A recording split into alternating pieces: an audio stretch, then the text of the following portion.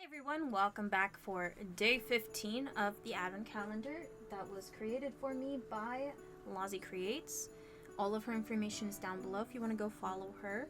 And we're just going to get on into this. And I know today you're getting 2 videos because yesterday I was making peanut butter buckeyes all day, or peanut butter bowls, like the peanut butter wrapped in chocolate, all day. And we did like over 500, I think.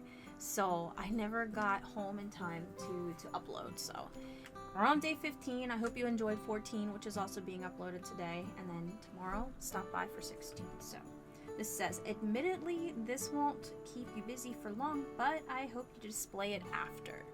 So let's see what, I have no idea what the clue is, but let's see.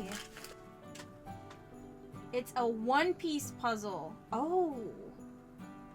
Is it one of the acrylic ones? Like an acrylic? It is an acrylic one. I've never seen this before. Oh yes, this is getting displayed after. I love this.